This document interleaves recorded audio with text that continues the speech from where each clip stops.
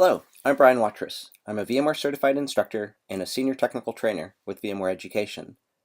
In this 6-part video series, we will demonstrate how to upgrade from vSphere 4.1 to vSphere 5.5.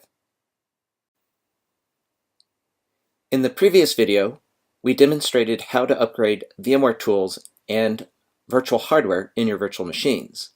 In this video, we'll demonstrate how to upgrade your VMFS 3 data stores to VMFS 5. To upgrade existing VMFS 3 data stores to VMFS 5, we can use either the vSphere client or the vSphere web client. As you can see, we're already logged in to the vSphere web client and we're logged in as administrator. So to upgrade the VMFS data stores to VMFS 5, we'll first go to vCenter. From vCenter, we'll go to Storage. And in the storage area, if we expand our inventory, we can see that we already have a number of different data stores. For right now, we'll focus on this data store called Shared LUN 01. If I click Shared LUN 01 and go to the Summary tab, we can see that this VMFS data store is currently VMFS 3. We are going to upgrade this data store in a moment, but before we do, let's go to the Related Objects tab. And notice here on the Related Objects tab that we can see the virtual machines that reside in the data store.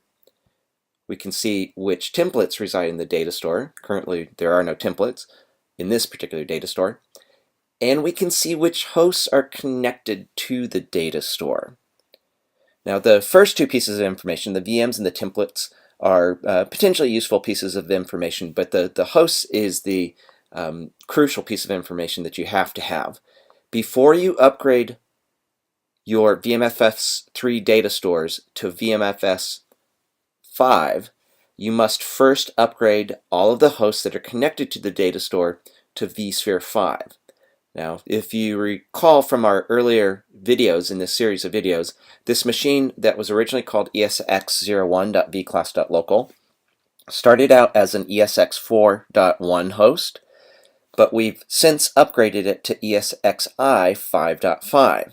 So though the host name may be a little bit of a misnomer now, this is in fact an ESXi 5.5 host. It's the only host that's connected to this data store, and therefore all of the hosts that are connected to this data store are running ESXi 5.5. So we are able to upgrade the data store to VMFS 5.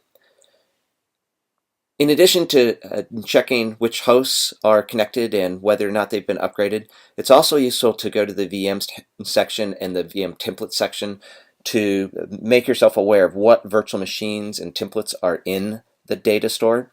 Now, you can actually perform an upgrade from VMFS 3 to VMFS 5 of a data store while VMs are running and templates reside in that data store, though some customers may choose instead to evacuate the virtual machines from the data store and evacuate the templates before performing the upgrade. Strictly speaking, that step's not necessary, but some customers do that. To upgrade the data store, we'll right-click the data store, then we'll choose All vCenter Actions, followed by Upgrade to VMFS 5. Now, had I selected multiple data stores, I would receive a list of multiple data stores here, and I could pick and choose by checking their checkboxes which data stores I want to upgrade. Currently, I only have one data store in this list, so I'll check that one data store to specify I want it upgraded. I'll click OK. And then in the Recent Tasks section, we can see that the data store is being upgraded. Upgrading our data stores from VMFS version 3 to VMFS version 5 was the last of several steps involved in upgrading our vSphere infrastructure. Now that we've completed that step and the preceding steps, let's take this opportunity to go back and double check our work, and as we do so, we'll recap the steps that were involved in upgrading our infrastructure from vSphere 4.1 to vSphere 5.5. The first step was to upgrade our vCenter server itself. You'll recall we started with a vCenter server running version 4.1, and as you can see, we have successfully upgraded it to version 5.5. After upgrading the vCenter server, the next step was to upgrade vSphere Update Manager. Now, in order to perform that step, we actually left the vSphere web client and went to the vSphere client, which you can see illustrated here. And in fact, we're running Update Manager. But to see exactly which version of Update Manager we're running, we're going to go into Microsoft's Add Remove Programs utility, where we can see that we are in fact running vSphere Update Manager Server 5.5. Now, there are two pieces of Update Manager. There's a server component, which we're looking at right now, but Update Manager also has a client plugin that needs to be installed into the vSphere client. We did so in the vSphere client by going to Plugins, Manage Plugins, and it was here that we added, and here that we can see we've added the vSphere Update Manager client plugin for version 5.5. So we've successfully completed both of those steps. We've upgraded the vCenter server and vSphere Update Manager. Now, the reason why we updated vSphere Update Manager is that doing so makes it easy to upgrade our hosts. So that was the next step, which was to upgrade our hosts. We started, you'll recall, with a host that was running ESX 4.1, and we've upgraded it to ESXi 5.5. So let's go double check. We're in Host and Clusters view. We're selecting the host, and even though the host name is perhaps a little out of date, this is no longer an ESX host, we can actually see that the host is in fact running ESXi 5.5. So we've upgraded our vCenter server, vSphere Update Manager, and our hosts. After doing that, the next step was to upgrade our virtual machines. So let's go look in VMs and Templates view.